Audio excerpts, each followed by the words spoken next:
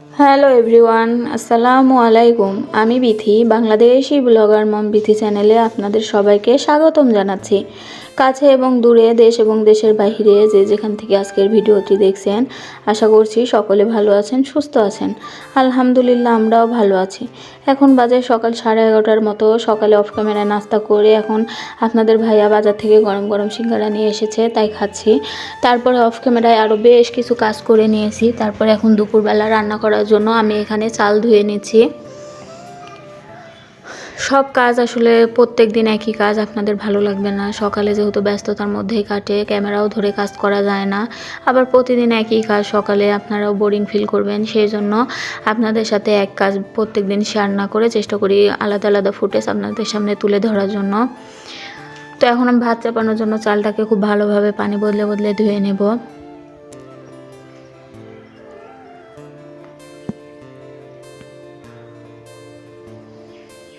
আজকে আমি আলু দিয়ে ডিম রান্না করব, সেই জন্য ভাত চাপিয়ে দিয়ে রাইস কুকারের ওপর আলুটা সিদ্ধ বসিয়ে দেব। রাইস কুকারটা আসলে খুব উপকারী একটা জিনিস, যারা ব্যবহার করে তাদের কাছে খুব সহজ পদ্ধতি মনে হয়। এই যে এখন আমি ভাত চাপাই দিচ্ছি, এখন আমি রাইস কুকারের উপর যে একটা চালনের মতো থাকে সেখানে আলুটা সিদ্ধ বসিয়ে দেব। তাহলে আমার এক কারেন্টের বিলে দুইটা কাজ হয়ে যাবে। এবং আলুটা যদি গ্যাসে সিদ্ধ করতাম, গ্যাসটা অপচয় হতো, তাহলে অনেক কিছু সাশ্রয় করা যায়। একটু বুদ্ধি এবং টেকনিক করে কাজ করলে আপনারা এই টিপসটা ফলো করতে পারেন।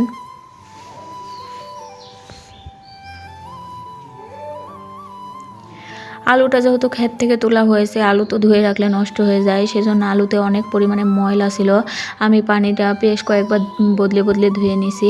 আর দেশি আলু রান্না করে খেতে কিন্তু ভালোই লাগে, বিশেষ করে আলু দিয়ে ডিম দিয়ে রান্না করলে এই আলুটা খেতে অনেক স্বাদ লাগে। তো এখন আলুটা আমি বেশ কয়েকবার ধুয়ে পরিষ্কার করে নিয়েছি, এখন সিদ্ধ করতে বসাবো।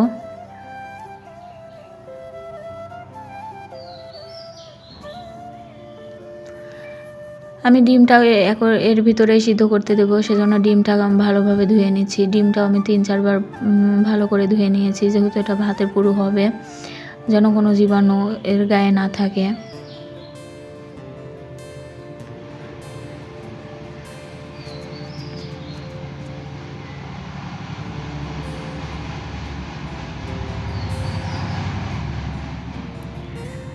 ডিম আর আলু সিদ্ধ হয়ে গেছে, আমি এখন ডিম আর আলুর খোসা ছাড়িয়ে নিচ্ছি।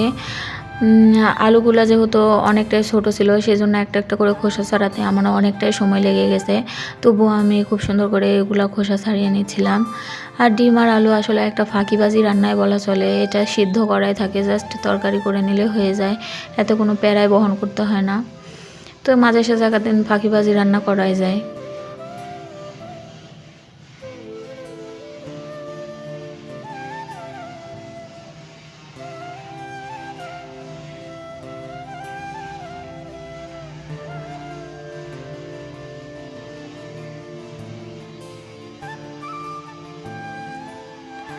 ডিম আর আলুটার খোসা আমি ছাড়িয়ে নিয়েছি এখন। তো বন্ধুরা, আমার ভিডিওর আপনাদের কোথাও কোনো অংশ যদি এতটুকু ভালো লাগে, তাহলে প্লিজ আমার চ্যানেলটিকে একটি লাইক করবেন আর আমার চ্যানেলটি সাবস্ক্রাইব করবেন। আপনারা একটা লাইক আমার ভিডিওটি অনেক মানুষের কাছে পৌঁছাতে সাহায্য করবে। আপনারা ভিডিওতে কেন জানি লাইক দিতে চান না, কেন? আপনাদের লাইক দিতে তো তেমন কোনো কষ্ট হয় না, আমরা একটা ভিডিও তৈরি করতে কিন্তু অনেক কষ্ট হয়। প্লিজ আপু, আপনারা আমার ভিডিওতে একটা লাইক দিয়ে দিবেন। আর আমার ভিডিওটি কেমন লাগলো আপনাদের সুন্দর মতামত আমার কমেন্ট বক্সে লিখে জানাতে পারেন। তারপরে আমি অল্প পরিমাণে তেল দিয়েছি, তারপরে 1 চিমটি হলুদ দিয়েছি। ডিমটা এখন আমি সুন্দরভাবে ভেজে নেব।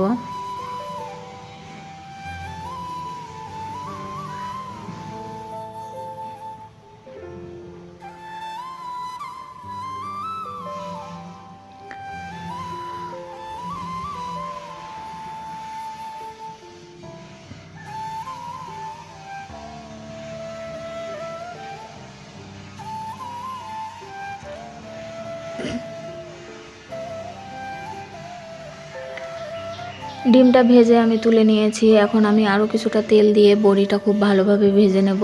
আমি এই তরকারির মধ্যে একটু বড়িও ব্যবহার করছি। বড়িটা খুব সুন্দরভাবে ব্রাউন কালার করে ভেজে নিতে হবে, যেন বড়ির কাঁচা গন্ধ না থাকে। বড়িটা ভেজে আমি তুলে নিয়েছি। তারপরে আমি পেঁয়াজটা দিয়ে দিয়েছি। পেঁয়াজটা এখন আমি খুব সুন্দর ব্রাউন করে ভেজে নিচ্ছি, সাথে 2টা তেজপাতাও দিয়েছি। তারপরে আমি লবণ আর পরিমাণ মতো লবণ আর হলুদ দিয়ে দিচ্ছি।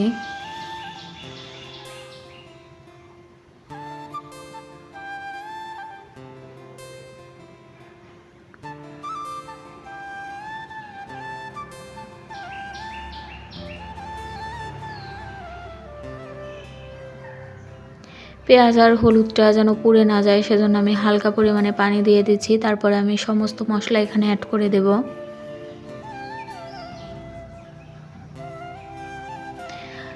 আদা বাটা, রসুন বাটা দিলাম। তারপরে আমি কাঁচামরিচ বাটা দিচ্ছি।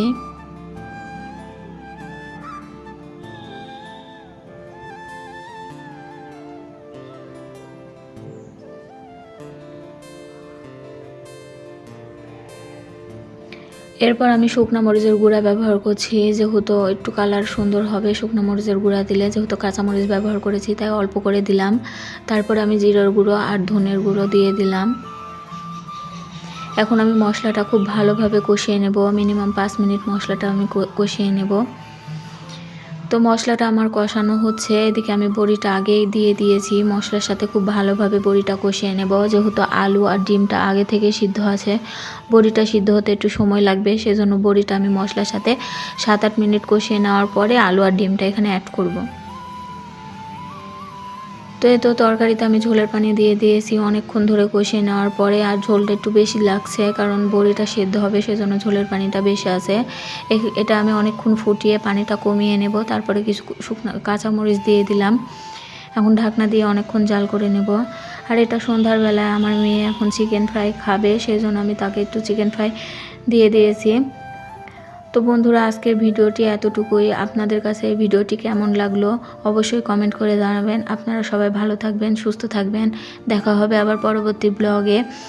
আল্লাহ হাফেজ। আসসালামু আলাইকুম।